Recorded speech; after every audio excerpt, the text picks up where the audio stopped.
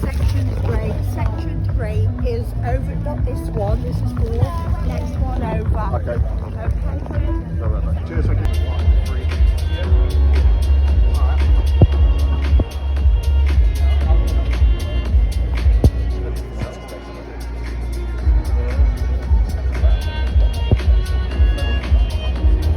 Television and radio host Jenny Falconer. Hello there, everyone. Welcome along. You're all sitting comfortably. You are in for such a special treat today because we are here for one man. Yeah, the icon, the sports icon, the film icon, Mr. Arnold Schwarzenegger. He started as a young boy in Austria with one dream: to be the greatest bodybuilder in the world. And along the way, he conquered Hollywood. Oh yes, and still actually to this day, he inspires millions of people to pick up that first dumbbell. Let's have a little reminder of some of his achievements. If my life was a movie, no one would believe it. People ask me all the time, what is the secret to success? Have a vision. Can you imagine the feeling I have 6 times Mr. Olympia?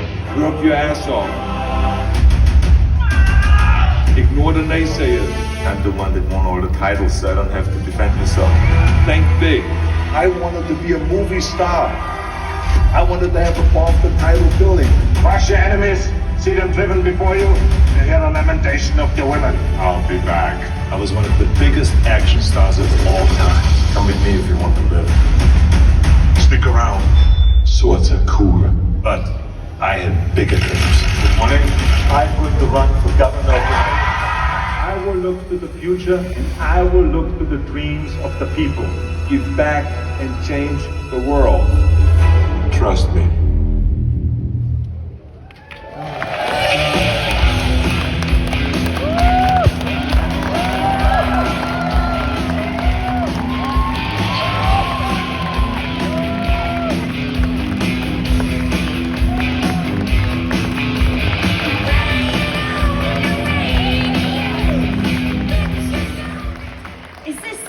Reception you get everywhere you go? Well, not only the respect, but the enthusiasm. I mean, look at this crowd.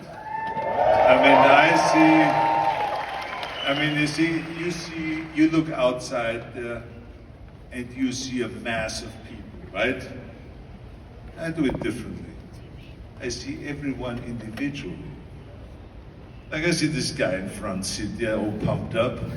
Look at this, he's flexing his pectoral muscles now. Oh, he's so proud. Your mother would be very proud of you, trust me. Mothers love when their sons have pectoral muscles, by the way. But anyway, look at over this one. He's flexing his biceps. See, I see everything. I see way back there, there's a guy flexing his abs. There's one guy there, you see him back there, he's ripping off his shirt. He's doing the most muscular pose, how cute. I see this is what's going on. So of course, I love that because those people are here to get motivated.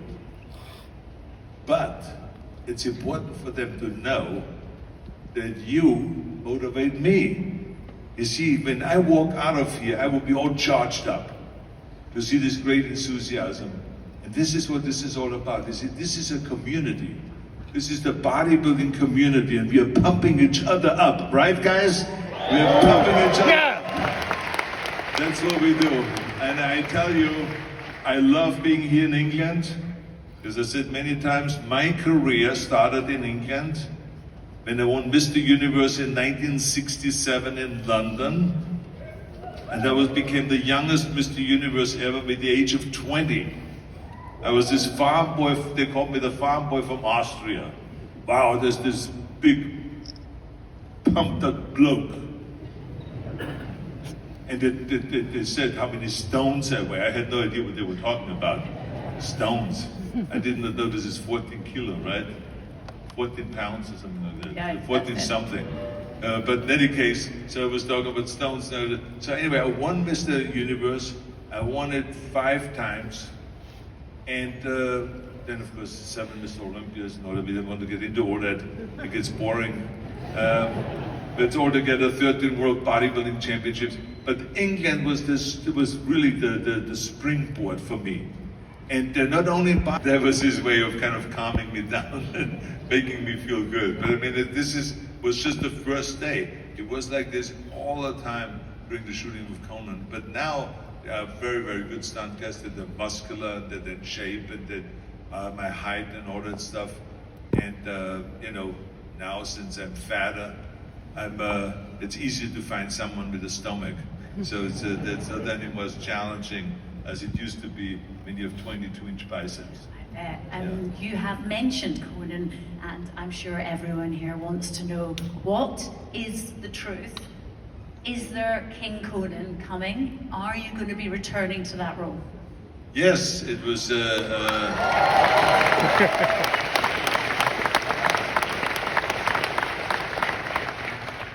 That is true, and you know, the movie wouldn't have worked if I would have done it 5 years after the first Conan, because the whole idea of King Conan is that he has been, for 40 years or so, the king, and he is older now, and he's not anymore in the shape that he was in his heyday, and now people are trying to take him out. And he's the king, he gets a little bit complacent, and he's tired of the job, and he wants to move on. So there will be a lot of conflicts. You know, when you look at a movie like Unforgiven with Clint Eastwood, it will be along the lines of that, and it will be with, you know, just extraordinary battles. And so, interesting enough that all of a sudden, the film studios feel like that just to do a sequel or to do a copy of one of my movies doesn't work that well.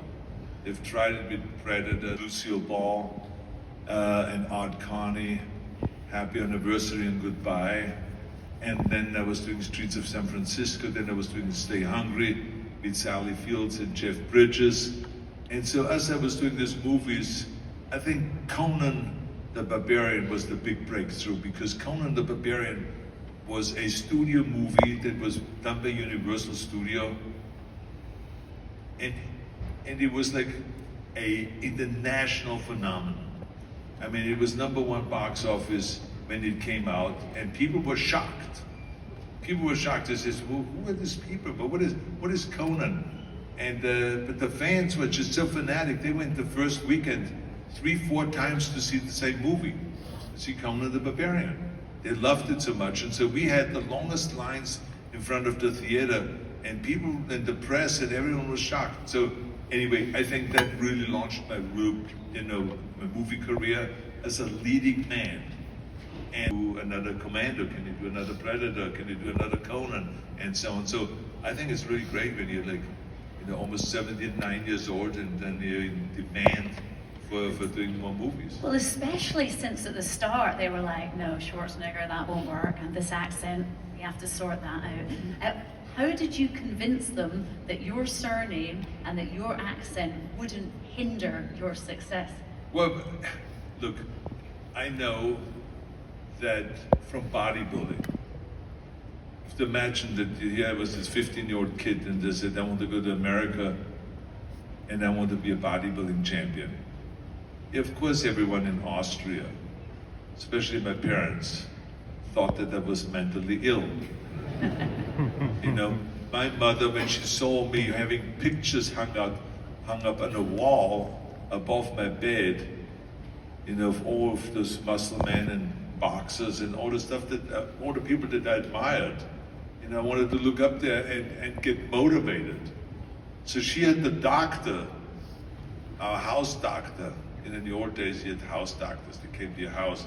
She had the house doctor come to our house, and she told him about what she's concerned about. I said, look at this. I mean, my son has above his bed a naked man hanging there. All his friends have, you know, girls hanging above the bed, if they have anything hanging above the But here's naked man, they're all just men. And the doctor luckily was smart enough to say, no, he's at the age now where the testosterone is kicking in, he's becoming a man, and this is his man that he idolizes and all this stuff. And I mean, she was so relieved. I mean, she was crying to the doctor saying, oh my God, what happened to my son? Oh God, I thought that he's going to go this way now. You know, all these concerns that she had. So imagine, I grew up with that. Everyone was like kind of suspicious about what is bodybuilding? This is really weird. So everyone says, no, this is not good. Do an Austrian sport, do skiing, do running, or play tennis, or play golf. You know, and I had no interest in that. My interest was in just lifting, because everyone told me in the gym when I started working out, you have a lot of potential. Look at this, look at your muscles grow, look at your chest, look at your back. So it was the first time I really was getting compliments, you know, at that age, at age 15.